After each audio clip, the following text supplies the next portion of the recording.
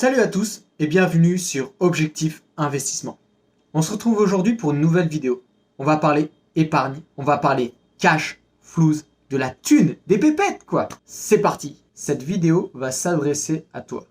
Tu vas devoir comprendre que si tu veux continuer à investir au fur et à mesure et développer ton patrimoine, tu vas devoir apprendre à gérer tes comptes correctement et donc épargner de plus en plus. Si tu achètes un bien, ça ne va pas être trop compliqué. Par contre, si tu décides de devenir investisseur et d'accroître ton patrimoine immobilier, il y a quelques règles à suivre. Dans cette vidéo, tu vas les découvrir tout de suite. On va parler de fondation solide. Alors déjà la base, qu'est-ce que tu vas devoir mettre en place par exemple pour épargner? Chaque mois, lorsque tu vas recevoir ton salaire, fixe-toi un objectif. C'est-à-dire que tu vas te programmer un virement automatique de ton compte vers un autre compte, un compte épargne par exemple. Voilà, tu vas te fixer une somme. Donc chaque mois par exemple, automatiquement tu vas te fixer une somme de 100 euros, 200 euros, 300 euros ou même 50 euros. Voilà, voire plus. En fait, le but c'est quoi? C'est que dès que tu reçois ta paye, automatiquement ce virement va se faire. Et donc dans ta tête, tu vas devoir te programmer pour te dire non, je n'ai pas 1300 euros de paye par exemple, mais j'en ai 1200 euros. Ou je n'ai pas 3000 euros de paye, j'en ai 2900 euros. Déjà, direct, comme ça, tu vas apprendre à gérer ton argent avec 2900 euros et pas avec 3000 euros.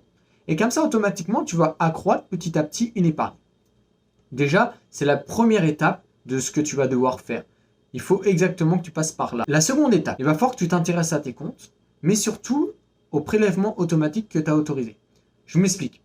Parfois, on a tendance à prendre un abonnement, par exemple, à la salle de muscu. Ton abonnement va te coûter une vingtaine d'euros par mois, mais tu n'y vas pas. Et tu te dis, je vais le résilier le mois prochain. Sauf que ça dure dans le temps, tu vois. Et souvent, il y a des prélèvements qui sont comme ça, des petites sommes. Voilà, ça peut être 5 euros, 10 euros, quoi que ce soit, mais qui durent dans le temps. Sauf qu'au fil des mois, ces prélèvements automatiques vont avoir une conséquence, en fait, sur ce que tu aurais pu placer. Puisque 20 euros par mois, si au bout d'un an, tu es toujours inscrit à la salle, mais tu n'y vas pas, c'est un peu plus de 240 euros. C'est quand même une sacrée somme. Donc, il va falloir que tu mettes en place des petites étapes à te chercher vraiment là où tu vas pouvoir réduire un petit peu ton niveau de vie, si je dois dire, mais surtout enlever en fait les dépenses qui ne servent à rien. Voilà, c'est aussi simple que ça. Ensuite, tu vas aussi regarder à nouveau ton compte. Il va falloir que tu analyses en fait ta situation de ton compte et te dire, c'est à cet endroit-là que je peux réduire mes dépenses. Et ensuite, cet argent-là, tu vas pouvoir le réinjecter à nouveau dans ton épargne. Tu vas effectuer toutes ces étapes. Elles vont te servir à quoi? Tout simplement, au lieu de placer par exemple 100 euros automatiquement chaque mois, tu vas te rendre compte que peut-être tu vas pouvoir dégager 50 euros de plus ou 100 euros, ainsi de suite. Et cet argent-là va faire grossir ton épargne encore plus. Au lieu d'avoir peut-être 1200 euros, tu en auras peut-être 2000 euros à la fin de l'année. C'est grâce à toutes ces étapes que tu vas mettre en place qui auront une conséquence sur ton épargne en positif qui justement vont te permettre de commencer ta carrière d'investisseur immobilier. Il faut savoir que les banques établissent un score sur ton profil, plus communément appelé scoring. C'est très bien. C'est quoi? Je te sens un petit peu perdu. En fait, c'est très simple. Je vais t'expliquer clairement. Le scoring, ils vont se baser sur quoi pour l'établir?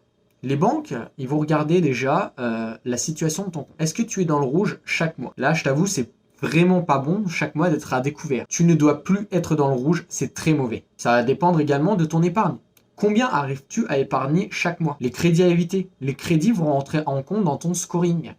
Donc, tous ces crédits à la con, type CTLM ou j'en passe, ou ouais, c'est 20 euros par mois, etc. pour pouvoir t'acheter, j'en sais rien, moi, une télé, un iPhone et j'en passe. Tout ça va falloir stopper en fait. Tout ça, ça va impacter ta capacité d'emprunt.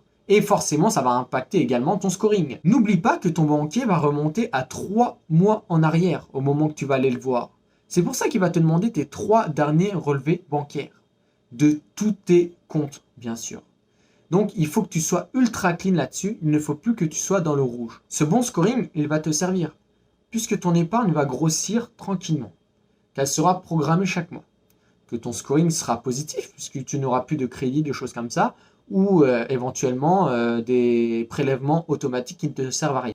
Et vu que tes comptes ils sont clean également, puisque ça fait plus de 3 mois que tu n'es plus dans le rouge, c'est ultra propre, etc., et bah forcément tu vas donner une bonne impression à la banque ou les banques, celles que tu vas aller voir pour ton emprunt. Tu dois être le modèle parfait aux yeux des banques car tu vas avoir besoin d'eux. Mais au final, c'est toi qui vas te servir d'eux.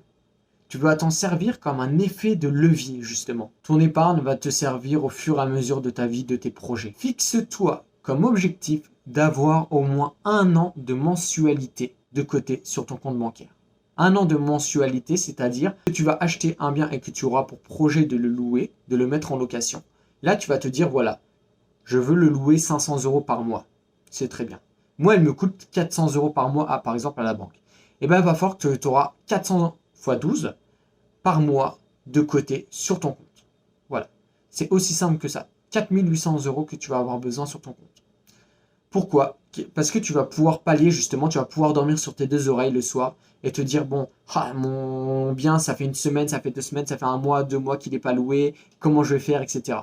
Normalement, tu n'auras pas de souci si tu vas suivre les étapes, etc., que je vais te guider. Ton bien sera propre, il sera agréable et tu vas pouvoir le louer. Il n'y aura pas de souci. Mais c'est toujours mieux d'avoir justement une réserve d'argent de côté au cas où. Et je te dirais même d'en avoir toujours un peu plus. Pourquoi? Puisque tout simplement, si jamais ton premier appartement, maison, immeuble, tu as un gros souci dessus, tu as besoin de cash, bah, tu as toujours ta réserve d'argent qui est là au cas où. Donc comme je te le disais, il va falloir apprendre à se serrer un peu la ceinture. Essayer d'épargner le plus possible pour atteindre tes objectifs. Il va falloir que tu réduises tes achats compulsifs, type Amazon, AliExpress et autres conneries. Ah oui, c'est facile, ça donne envie. Ça coûte quasiment rien, 1 € par-ci, 2 € par-là. Mais à la fin, si tu fais le calcul, combien tu auras dépensé dans AliExpress ou Amazon par exemple? Je te laisse calculer ça. Le shopping est réduit, les sorties sont réduites. C'est pas grave, tu peux toujours autant profiter de la vie. Je te dis pas de t'interdire de sortir, je te dis juste de réduire un petit peu ton niveau de vie. C'est aussi simple que ça. Ton épargne va augmenter d'un autre côté. C'est en appliquant toutes ces petites actions que tu vas augmenter ta capacité d'épargne, ton épargne sur ton compte. L'argent est précieux, fais-en bon usage. Voilà, la vidéo est terminée. N'oublie pas de faire grossir ton épargne, c'est extrêmement important. Lâche un petit pouce bleu, un commentaire, ça fait vraiment plaisir. Et je te dis à la semaine prochaine pour une nouvelle vidéo.